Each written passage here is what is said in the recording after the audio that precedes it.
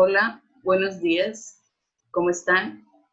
Vamos a empezar la clase de hoy y vamos a grabarla para que todos puedan tenerla después. Vamos a hablar acerca del tema de el ahorro. Y para eso vamos a empezar leyendo una historia. Se llama No vueles del nido todavía. Es muy común que al conseguir su primer trabajo, muchos jóvenes deseen vivir solos, independizarse de la familia con todas las responsabilidades que eso implica. Lo cierto es que muchos de estos pensamientos se quedan solo en eso, en meros pensamientos, sobre todo porque en nuestra cultura todavía es muy común que los jóvenes, mujeres y hombres permanezcan en la casa paterna hasta que deciden casarse y formar sus propias familias. No obstante, a esas alturas es posible que ya perciban ingresos suficientes para solventar absolutamente todos sus gastos. Una gran parte de esos jóvenes, la independencia los toma desprevenidos, sin un fondo de ahorro e inversión, sin un patrimonio propio, con deudas de crédito más o menos considerables, con muy poca visión acerca de su futuro financiero y con sueldos generalmente bajos. ¿Qué pasó con ellos? Sucede que muy probablemente estos jóvenes adultos hicieron a un lado la inspiradora idea de lograr su independencia financiera para abrirle cancha a otros objetivos más inmediatos y quizás más placenteros que sentarse a establecer metas relacionadas con sus finanzas y las estrategias para alcanzarlas. Muy bien, entonces ahora vamos a analizar esta situación. ¿Qué opinan ustedes de este artículo? ¿Se identifican con él? ¿Cómo iniciaste o cómo te gustaría iniciar tu vida independiente? ¿Qué elementos te ayudarán a formular una estrategia para que tu vuelo del nido sea exitoso? Muy bien. Pensemos por un momento en la siguiente situación. Si algún día llegara un virus que hiciera que las empresas en México tuvieran que ajustar su producción, y si los problemas persistieran, tal vez hasta cerrar las empresas, lo que provocaría que gran cantidad de personas fueran despedidas, esa es el inicio de una historia. ¿Te das cuenta cómo se forman las situaciones en las que no se tiene un control directo? Por eso es importante prever y buscar mejorar las condiciones para las épocas malas o de vacas flacas. Por lo tanto, hay que ahorrar. Muy bien. El tema entonces que vamos a tratar es el ahorro y para eso pues vamos a ver en la rama de la economía. Dice, algunas personas piensan que hablar de educación financiera es para sabios, pero debido a los graves problemas económicos que han sufrido la mayor parte de los países, hoy más que nunca, vivimos en un mundo donde la información económica y financiera son muy necesarias. Lo bueno es que cada vez es más común que los noticieros y periódicos tengan secciones para orientar al público sobre cómo manejar sus gastos personales y sobre cómo elegir entre los instrumentos de ahorro e inversión. A pesar de la información, muchos mexicanos no analizan su situación financiera y solamente 18 de cada 100 mexicanos llevan algún tipo de registro de deudas, gastos, ingresos y ahorros. Este tipo de situación tiene que ver con la relación que existe entre dos conceptos básicos de la economía: la necesidad y los recursos. Y vamos a ver ahora qué es lo que significa. Necesidad es la sensación de que algo nos hace falta. Y para satisfacer esa necesidad, compramos bienes. Los bienes son alimentos, casa, libros, vestimenta, carros, etcétera, etcétera. Y pagamos servicios como el transporte, ya sea que sea un taxi, un camión o que tengamos un carro, el cual le tenemos que echar gasolina también. Los servicios también pueden ser el agua, la luz, el internet, el cable, cualquiera de esas cosas. Bueno, la definición de bienes. Productos materiales que satisfacen una necesidad y que generalmente se adquieren en el mercado. Servicios.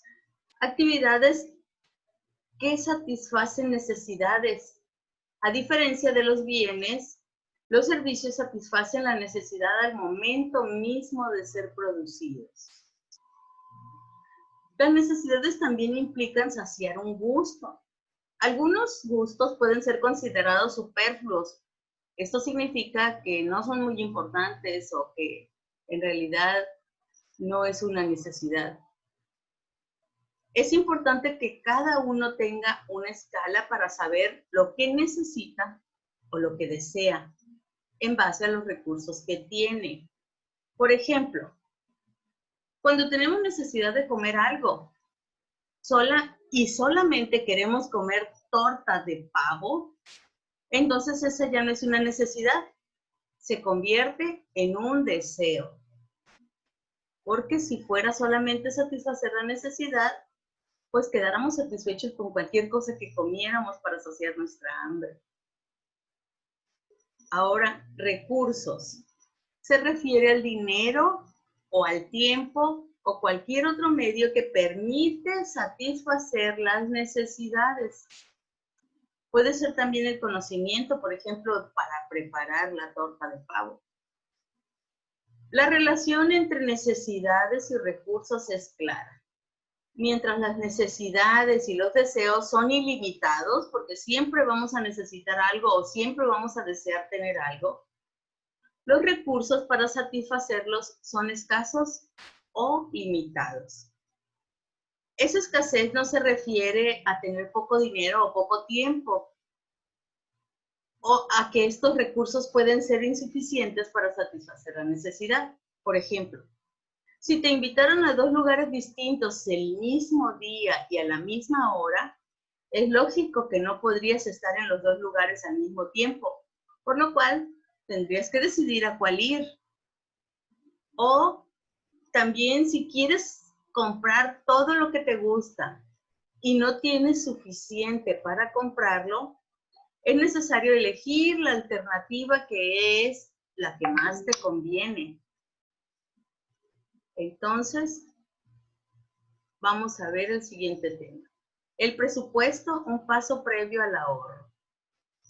Para tener un balance entre lo que es la necesidad y los recursos, lo primero es saber de forma exacta cuánto dinero ganas con tu trabajo o junto con los integrantes de la familia, o sea, cuánto es el ingreso.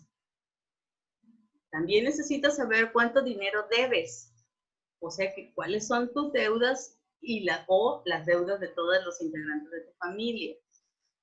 Y necesitas saber en qué gastas normalmente tu dinero o en qué se lo gastan los integrantes de su familia. Y ese es el consumo. Todo eso lo anotas de forma ordenada por un tiempo y eso es lo que se llama presupuesto o llevar un presupuesto. Vamos a ver la definición. Presupuesto es un registro del dinero que se tiene, ingreso, y del que se gasta, egreso, durante un periodo de tiempo. El presupuestar o el hacer un presupuesto o llevar un presupuesto nos permite saber a qué destinas cada peso que ingresa. También te permite identificar si gastas más de lo que tienes y por qué. Te permite mantener las finanzas personales en orden, porque los gastos, o sea, los egresos, no exceden a los ingresos. Y te puede permitir lograr que ese orden finalmente te lleve a tener un ahorro. El ingreso puede ser de 2 tipos. Puede ser ingreso variable, es el dinero que ganas en el trabajo y que varía de un día a otro o de una semana a otra. El ingreso fijo es el dinero que ganas en el trabajo, pero que es la misma cantidad cada semana, cada quincena, cada mes, cada día. Por ejemplo, vamos a ver un presupuesto de una familia y en él vamos a observar que el ingreso variable de un padre de familia que es taxista. Vamos a observar el ingreso fijo de una madre que gana 1,100 pesos a la semana. Es una empleada que recibe dinero cada quincena. Los conceptos en los que se gastó el egreso. Y aquí está, tenemos aquí el ejemplo, el presupuesto. Primeramente vamos a anotar los ingresos, que es lo que gana la familia. El papá taxista, su sueldo es variable, no todos los días gana lo mismo. La primera semana ganó 2,400, la otra 1,800, 2,000, 2,100. Al final del mes él ganó 8,300 pesos. Y vemos entonces que su sueldo es variable. La mamá, que es empleada, gana 1,100 la primera semana, 1,100 la segunda, 1,100 la tercera, la cuarta, y al final del mes ella ganó 4,400. Su salario es fijo. El total de lo que ganaron la primera semana fue 3,500, en la segunda semana ganaron 2,900, la tercera 3,100 y en la cuarta 3,200. Lo que hace que al final del mes el sueldo de los dos o lo que ganaron al final del mes fueron 12,700 pesos. Eso es lo primero que tenemos que llevar registrado. El dinero que entra. Ahora vamos a ver el egreso. El egreso es el dinero que sale. Y este se va anotando de acuerdo con ciertos conceptos que son los que nosotros acostumbramos a gastar. Vamos a pensar, bueno, ¿en qué me gasto mi dinero? Y empezamos a hacer la lista. Decimos, pues en comida o alimentos, en comprar la despensa, en pagar la vivienda, ya sea que pague una renta o que le pague el Infonavit o al banco. Pago también o gasto en transporte, ya sea que sea en camión o tenga mi carro y tenga que echarle gasolina. Gasto también en alimentos fuera de la casa. Cuando estoy en el trabajo, compro cosas para poder comer en la jornada. Gasto en servicios, ya sea luz, agua, teléfono, gas, internet, cualquier cosa que gaste. Gasto en recreación, ya sea que vaya al cine, que vaya a pasear a algún parque o que vaya a comer fuera. Gasto en salud, compro medicinas, voy al dentista, voy a comprar lentes o cualquier otra cosa.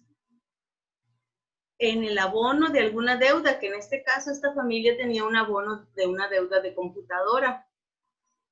Entonces, aquí, el total de lo que gastó la familia en la primera semana fueron 3,500 pesos. Y ellos habían ganado 3,500 pesos, así es que le quedaron 0 pesos.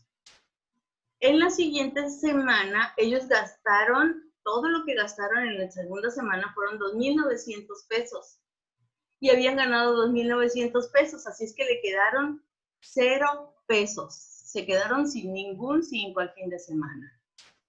La tercera semana gastaron 3,100 y habían ganado 3,100, así es que tampoco les quedó nada. La cuarta semana se gastaron 3,200, que también habían ganado 3,200 en la semana y les quedó 0. Lo que quiere decir que al final del mes ellos no tenían ningún centavo. Entonces vamos a ver,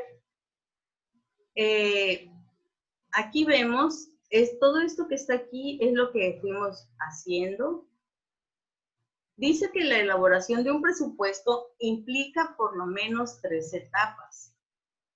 La primera etapa, como vimos, consiste en anotar los ingresos y los gastos que tenemos de manera habitual. Todos los días se hace una lista con todo lo que se gastó y en qué se gastó. Se origina primeramente un concepto de gasto, se suman todos los gastos que corresponden a ese concepto. Vamos a hacer un ejemplo de esto. Vamos a empezar creando el concepto de gasto, incluyendo en cada uno de los gastos que le corresponden. Concepto. Tengo que preguntarme, ¿en qué gasto cada día? Bueno, pues gasto en alimentos. ¿Qué gasté en este día? Bueno, pues este ejemplo dice que compró un refresco que le costó 42 pesos. 1 kilo de tortillas que le costó 18, 5 huevos que fueron 15 pesos. Entonces, en este día en alimentos gastó 75 pesos.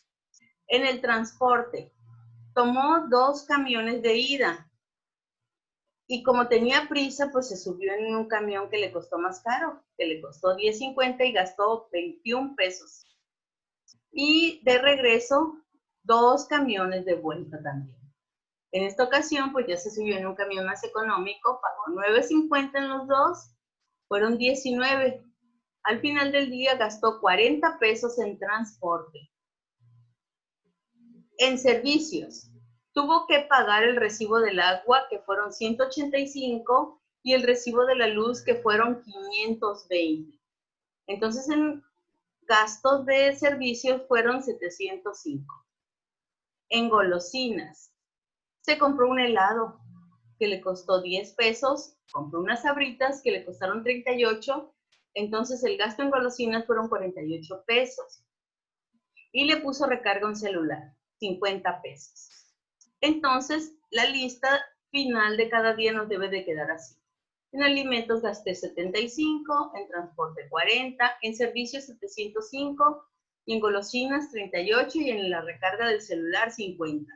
Lo cual hace que al final del día yo haya gastado, o bueno, esta persona gastó 908 pesos en un solo día. Y todos los días se hace igual, se anotan los gastos hasta obtener finalmente el gasto de toda la semana por cada concepto y rubro, y se suman hasta llegar al gasto total del mes. Debemos de tener en cuenta que no todos los días compramos ropa, ni todos los días pagamos la renta, entonces ese puede ser incluida una vez al mes o cuando sea necesario. Bueno, la segunda etapa dice que consiste en hacer una propuesta de presupuesto. Es decir, que le vamos a asignar montos a cada concepto del ingreso y del gasto con base a los ingresos y los gastos habituales que se identifican en la etapa anterior. O sea que ya que estamos acostumbrados a estar haciendo el registro diario, y entonces ya vamos a saber en qué gastamos. Entonces yo empiezo mi lista. Primeramente tengo que saber que el dinero que va a ingresar en ese mes son 24,500 pesos. Eso es todo el dinero, no va a haber más. Entonces yo empiezo mi lista. Bueno, en el mes tengo que pagar el agua, tengo que pagar la luz, tengo que pagar el teléfono, el internet o Netflix. En este caso pueden ser todos en un solo paquete. Tengo que pagar Infonavit, tengo que comprar comida, tengo que pagar gasolina, tengo que pagar camión y tengo que pagar las deudas que tengo. Saldar o tengo que meterle saldo al celular y dejar dinero para recreación. Entonces yo tengo más o menos idea que en agua yo gasto más o menos casi siempre en el recibo me llegan entre 100 y 120. Entonces pongo el monto que yo considero que voy a gastar, aunque no me haya llegado el recibo, pero saco un promedio. De luz, yo considero que voy a pagar 350 pesos en el recibo, en el mes. Por el paquete de teléfono son 579. De Infonavit son 1,300. En alimentos, yo digo, voy a dejar 6,000 pesos para alimentos para todo el mes. En gasolina, pues voy a dejar 3,000 pesos para la gasolina de todo el mes. Voy a dejar 450 pesos para los camiones de todo el mes. Y en las deudas voy a pagar 12,200 pesos. Para meterle el saldo al celular van a ser 250. Y para recreación, pues nada más voy a dejar 200 pesos. Pues porque ya no me queda más, porque si hago la sumatoria, estoy gastando 2,449 pesos. Lo cual quiere decir que solamente me va a quedar un peso de lo que yo voy a ganar a lo que yo voy a gastar en todo el mes. Bueno, entonces en la tercera etapa se analiza la propuesta que yo estoy haciendo de lo que creo que voy a gastar en el mes y la comparo con lo que en la realidad gasté en el mes, al fin de mes. Entonces debemos de tomar en cuenta lo siguiente. Si mi saldo, el saldo es la sumatoria o la resta de lo que yo gano con lo que yo gasto, si el saldo me da 0, dice que esto pasa cuando los gastos son iguales a los ingresos. Si yo termino con un saldo positivo, que quiere decir que voy a quedarme con algo de dinero, esto pasa cuando los gastos son menores que los ingresos. O sea que gasto menos de lo que gano. Pero cuando salgo con un gasto negativo, significa que pedí prestado para poder terminar el mes, que me voy a quedar con una deuda. O sea, esto es cuando los gastos son más grandes o superan al ingreso. Cuando yo hago una propuesta me ayuda para esto. Dice, en la propuesta el resultado de la diferencia entre los ingresos y los gastos es casi 0 en el ejemplo que acabamos de ver. Lo que significa que no hay nada para ahorrar, no quedó dinero para ahorrar. Entonces habría que analizar una opción para poder incrementar los ingresos o disminuir los gastos para poder generar un ahorro. Es probable que haya gastos que puedan reducirse o eliminarse. Posiblemente, pues, no hagamos la recreación y podamos ahorrar esos 200 pesos. O un ejemplo más, si tenemos una suscripción a un club deportivo al que no asistimos, pues podría ser fácil cancelarla y destinar ese dinero para ahorrar. Existen muchas definiciones del ahorro. Vamos a empezar viendo la definición que da el Banco de México. Dice que ahorro es la cantidad monetaria excedente, o sea, la que nos sobra, de las personas o instituciones sobre sus gastos. Es el dinero que nos sobró de los gastos. O también ahorro es la parte de la renta que después de impuestos no se consume en el caso de las personas físicas ni se distribuye en el caso de la persona moral. Otra definición de ahorro es el ingreso no consumido. Eso es la definición que da el Banco de México, pero ahora la definición de ahorro según los matemáticos, quienes construyeron modelos para explicar el comportamiento de las personas con respecto al ahorro. El más sencillo indica que ahorro es el complemento de la función del consumo en la que éste depende del ingreso disponible. Eso quiere decir que si de cada peso las personas consumen 90 centavos, esto querrá decir que habrá un ahorro de 10 centavos, que ellos lo representan con esta fórmula, 1 peso menos 1 centavo. Y esa es la cantidad que se ahorra de cada peso. Entonces, para los matemáticos, esa es una fórmula clave que tal vez si lo hiciéramos al paso de todos los años que vivamos, de 10 centavos en 10 centavos, tendríamos algo de dinero. Ahora, ¿pero qué es mejor? ¿Ahorrar o invertir? Dice que en economía en la materia de economía existen identidades básicas. Una de ellas es la que existe entre el ahorro y la inversión, donde ellos consideran que la inversión es igual al ahorro. Esto significa que inversión es idéntica o igual al ahorro. Bueno, vamos a tratar de entender esto. Dice que en una economía así como muy sencilla, indica que la única manera que tiene un individuo o una persona de ahorrar es realizando un acto de inversión física. Eso quiere decir que almacena grano o que construye un canal de riego. Como en el caso, por ejemplo, de Manuel, tú hacías una inversión cuando trabajabas en el antro, que tú del dinero que ganabas compraste chicles, dulces, cigarros y los vendías allí mismo. Entonces tú hiciste una inversión para obtener una mayor ganancia.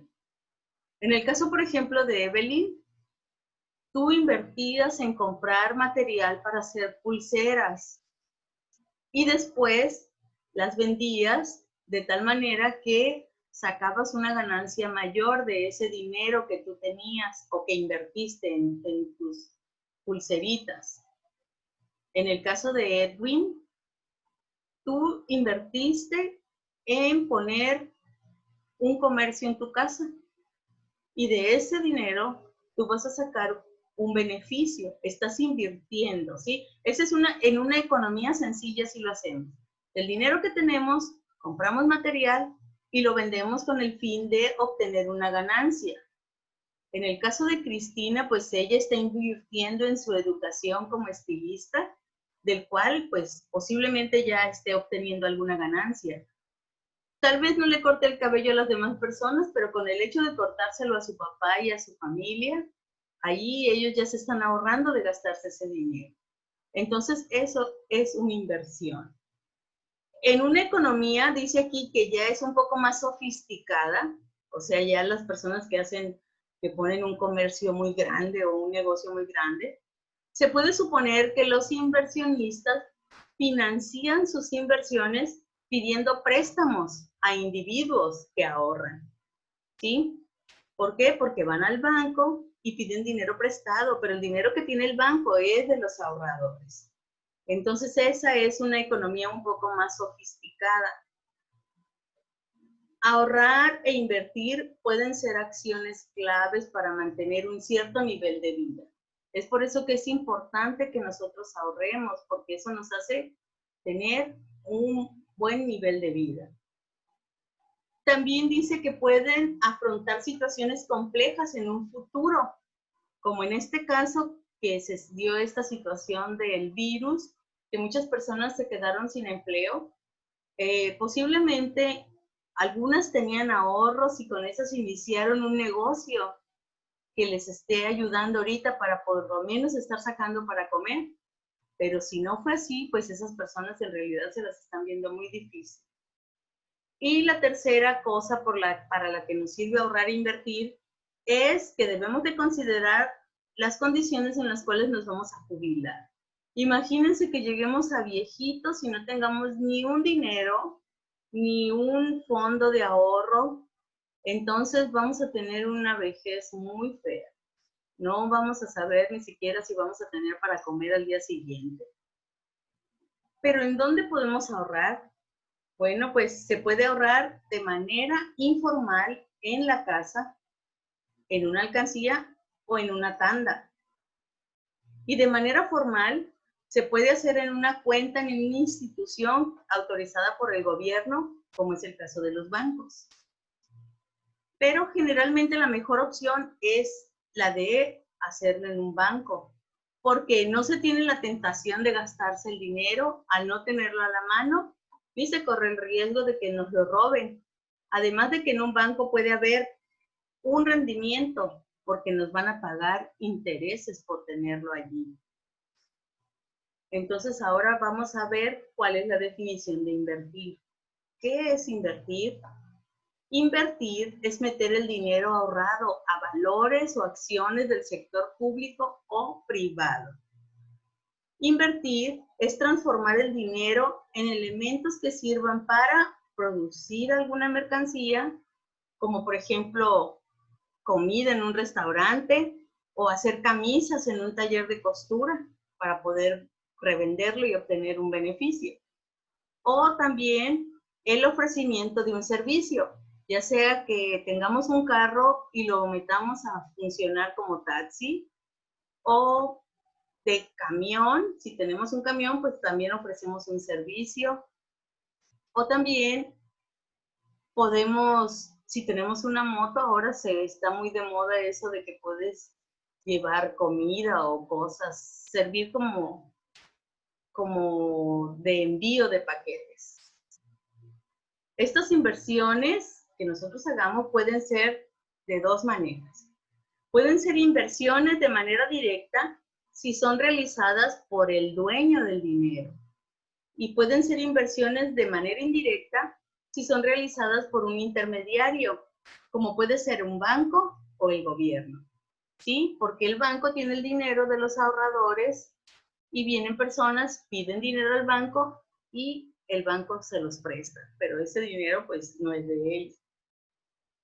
Pero dice que en ninguno de los casos que hemos visto sobre inversión, ahorro, donde ahorramos, ningún caso elimina la existencia de un riesgo.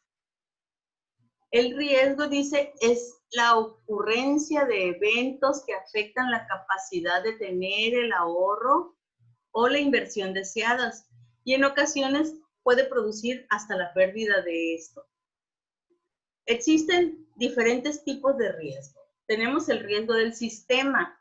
Esto es cuando hay una inflación, una devaluación o una mala situación económica en el país o a nivel mundial. Dice que también está el riesgo del mercado. Son problemas que se originan en el mercado financiero, que lo afectan de manera general. Ahí no podemos tener control sobre eso. Por ejemplo, si la bolsa de valores baja, influye en todo el mercado de valores. Y si la tasa de interés de los bancos sube, también afecta a todas las personas que tienen préstamos, porque les van a subir el cobro de los intereses. Otro tipo de riesgos es el de crédito o por incumplimiento. Es cuando un responsable deja de cumplir sus obligaciones. En este caso, tenemos el ejemplo de el pago de intereses o devolución de capital ahorrado e invertido en un tiempo establecido. Quiere decir que hay personas que dejan de cumplir o de pagar sus deudas. Entonces, la persona que invirtió ese dinero, pues está perdiendo, está dejando de ganar. Existe el riesgo que se llama de precio o de interés. Significa que el precio o el interés puede bajar o subir en contra de nuestras expectativas. Si, por ejemplo, nosotros tenemos un préstamo y los intereses suben, nos perjudican. Pero si nosotros estamos ahorrando y los intereses bajan, entonces también nos perjudica. Porque en los dos casos, o vamos a estar pagando de más o vamos a estar ganando de menos. El otro se llama de bursatilidad o liquidez. Es cuando no podemos cambiar un valor o instrumento financiero por su equivalente en dinero u otro bien. Eso significa, pero vamos a ver el ejemplo. Dice, vamos a suponer que nosotros tenemos una casa y no hay compradores para esos títulos o esas propiedades que nosotros tenemos. Y entonces, aún a pesar de que nosotros tenemos propiedades, no podemos disponer del dinero invertido por un plazo. También, si nosotros metemos nuestro dinero a un fondo de ahorro a plazo fijo, nosotros puede ser que ahorita estemos necesitando dinero, pero el dinero está en el banco y no lo podemos sacar porque lo metimos a plazo fijo. Entonces es cuando la persona dice, es que ahorita no tengo liquidez. ¿Qué significa? No tengo dinero ahorita aquí. Sí tengo, pero está en el banco y no lo puedo sacar porque está a plazo fijo. Y hasta que se vence el plazo lo voy a sacar. Entonces ese es el riesgo de liquidez. No tener el dinero cuando lo necesito. está el riesgo llamado de robo, que ese sí lo debemos de conocer muy bien. En caso de mantener el ahorro en casa, pueden sustraernos el efectivo. O en caso de hacer depósitos a nombres distintos del de la institución sin recabar un recibo, puede darse la situación que no esté siendo abonados en nuestra cuenta. Que nosotros vayamos y hagamos un depósito y en lugar de meterlos en nuestra cuenta, lo meten en otra cuenta, que haya un error o un desvío de fondos, que es un robo, como quiera que sea. Se refiere a un manejo físico inadecuado del dinero. Y el último riesgo se llama de volatilidad. Se refiere al grado en el que fluctúa el precio o interés del instrumento a través del tiempo. Ahora dice que se relaciona de forma muy cercana con el riesgo, pues implica la probabilidad de que suceda un evento que afecte el valor final del depósito del ahorro o de la inversión. ¿Qué significa esto? Es algo parecido como cuando antes el peso tenía 3 ceros. Tú decías que tú tenías ahorrado en el banco 1,000 pesos, pero sin embargo la volatilidad hizo que se le quitaran los ceros al peso y al final de cuentas tú tenías un peso, nada más, cuando se hizo el cambio. Entonces el precio de tu instrumento, que en este caso fue el peso, pues ya no valía lo mismo. Lo mismo pasa si ahorras en plata o si ahorras en oro, son metales que a veces cambian sus valores, o si ahorras en dólares, que también cambia su valor, que puede ser que en un momento tú tengas mucho dinero porque el precio del dólar está alto, pero que de repente baja el precio del dólar y ya en realidad el dinero que tienes no te alcanza para hacer lo que ibas a hacer con él. Bueno, también otra manera en que nosotros podemos invertir nuestro dinero es en bienes inmuebles y bienes muebles. Una inversión para una persona es la adquisición de bienes. Cuando son inmuebles es que nosotros nos hacemos o compramos una casa habitación, un departamento, una oficina, un terreno. Pero cuando son bienes muebles, los que estamos comprando o invirtiendo en ellos, es que compramos una licuadora, una estufa, un refrigerador, una plancha, una sala, un comedor, ¿sí? Esos son los bienes muebles. Los inmuebles son las cosas en donde se contienen los bienes muebles o en donde se meten, como la casa. Cuando vas a hacer una inversión en bienes inmuebles, es importante que tienes que tomar en cuenta lo siguiente. O sea, un bien inmueble es que vas a comprar una casa, como este ejemplo que está aquí. Pero cuando tú vas a comprar una casa, para no perder, sino al contrario, obtener una ganancia, tienes que fijarte en la ubicación de la casa. Si esa casa, terreno, oficina, lote o lo que sea que compremos, hay acceso para poder llegar a él sin mucha dificultad. En la extensión o el tamaño que tiene el terreno o la casa,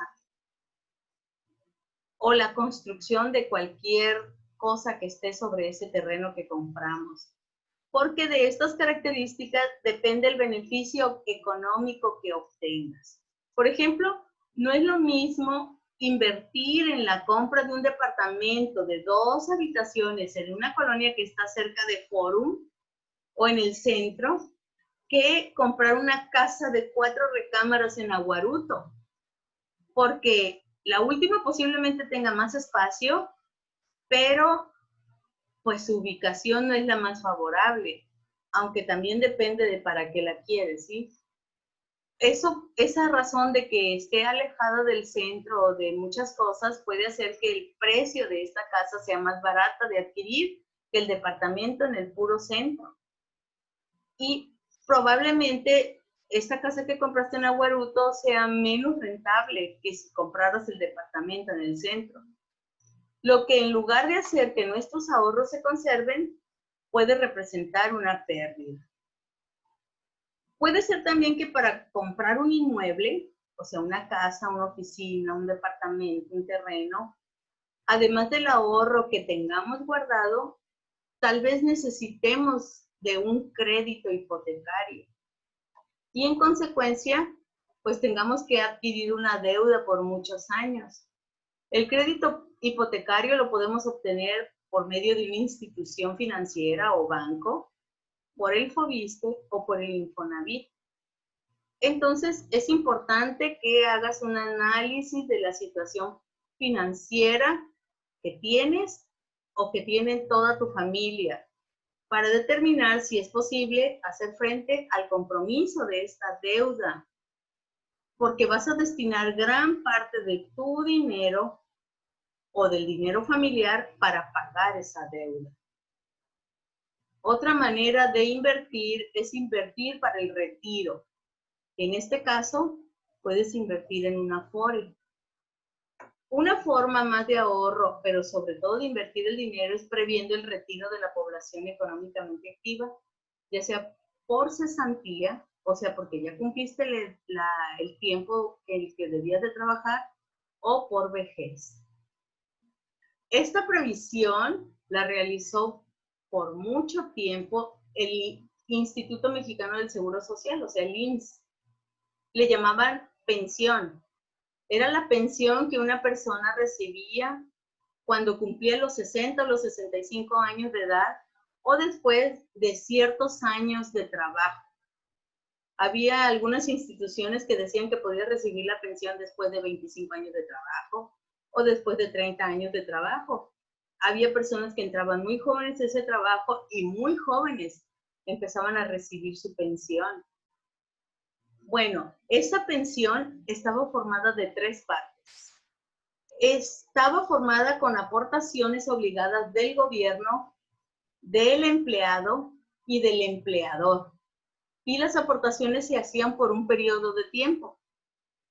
Pero en 1996 el gobierno cambió el sistema de pensiones por las administradoras de fondo para el retiro o de jubilación de los trabajadores, que las conocemos ahora como Afores. Afore son instituciones financieras privadas que administran los recursos para el retiro a nombre de los trabajadores y son reguladas por la Comisión Nacional de Sistema de Ahorros para el Retiro, que se llama CONSAR. Es el nombre con el que se le conoce. Para que puedas elegir una Afore, la CONSAR, que es la que regula esto, sugiere a los trabajadores que analicen el rendimiento, o sea, cuánta ganancia te van a dar las Afores. Para que de esa manera tú puedas escoger la que más te convenga. Muy bien, entonces hasta aquí terminamos el tema de lo que viene siendo el ahorro y vamos a hacer la siguiente actividad. En tu cuaderno vas a contestar las preguntas que venían al inicio del tema. Después de eso vas a escribir lo que significan las palabras que tenemos aquí anotadas. Tu escrito debe de quedar de esta forma. Vas a poner antecedentes. Y entonces vamos a contestar estas preguntas. ¿De qué habla el artículo "no vueles del nido todavía"? Es el caso de los jóvenes que cuando consiguen un trabajo y se quieren ir de su casa, pues no lo hacen porque se dan cuenta que el dinero no les va a alcanzar para nada. Entonces aquí vas a contestar lo que tú recuerdas de ese artículo, y si no recuerdas, pues puedes ir a leer, es el ejemplo que viene al principio. Vas a poner qué es lo que opinas tú de ese artículo. ¿Qué piensas de estos jóvenes que al final de cuentas pues no se van de su casa y siguen viviendo con sus papás? Pues porque su dinero no les alcanza, porque no saben administrarse. ¿Te identificas con él? O sea, ¿te identificas con este artículo, con estos jóvenes que no se van de su casa porque no les rinde o no saben administrar su dinero? ¿Cómo iniciaste o cómo te gustaría iniciar tu vida independiente? ¿Cómo te gustaría a ti iniciar? Posiblemente pienses, ay, pues es que quiero casarme y yo junto con mi esposo o esposa, pues vamos a comprar una casa o rentar una casa y ahí vamos a vivir. O puede ser que digas, no, pues yo quiero vivir solo, aunque no me case, ya quiero separarme de mis papás y vivir yo solo. Allí tú vas a poner lo que tú te imaginas o lo que tú deseas, que empiece tu vida independiente. Tu vida independiente significa que te salgas de la casa de tus papás. ¿Cómo quieres vivir esa vida? Pero tienes que tener en cuenta que para poder vivirla tienes que tener el dinero suficiente para hacerlo. Ahora, ¿qué elementos te van a ayudar a formular una estrategia para que tu vuelo del nido sea exitoso? O sea que debes de pensar que antes de irte de tu casa tienes que tener un buen trabajo. Debes de saber administrar muy bien tu dinero para que separes, así como vimos en el presupuesto, este dinero es para el agua, este para la luz, este es para la renta, este es para la comida, este es para los camiones, ¿sí? Y esto es para ahorrar. Una vez que tú ya hayas aprendido a hacer eso y tengas un buen fondo de ahorro, posiblemente puedas tener un vuelo del nido exitoso. Bueno, cuando hayas terminado de contestar esas preguntas, vas a escribir desarrollo. Y entonces vas a poner las palabras necesidad y vas a ir a buscar aquí en el mismo escrito el significado de la palabra necesidad. Todas las palabras que tú las definiciones que vas a anotar, yo ya las subrayé. Son las palabras que están subrayadas y son las que vas a escribir solamente. No vas a escribir todo lo demás porque los demás solamente son ejemplos para que pudieras entender. Aquí dice necesidad. Esto que está aquí es lo que vas a escribir. La siguiente palabra que viene es bienes, entonces solamente vas a escribir esto que está aquí, hasta aquí. Después escribes la palabra servicio y vas a escribir esto, nada más hasta acá. Después te vienes abajo y vas a escribir la palabra recursos, solamente esto que está subrayado. Cuando dice, por ejemplo, eso no lo subrayas, eso no lo escribes, lo subrayé solamente por costumbre. Después te vienes y aquí la siguiente palabra que vas a escribir es presupuesto. La vas a escribir en tu cuaderno, así como está allá. Después vas a poner ingresos variables hasta aquí. Después anotas ingresos fijos hasta aquí.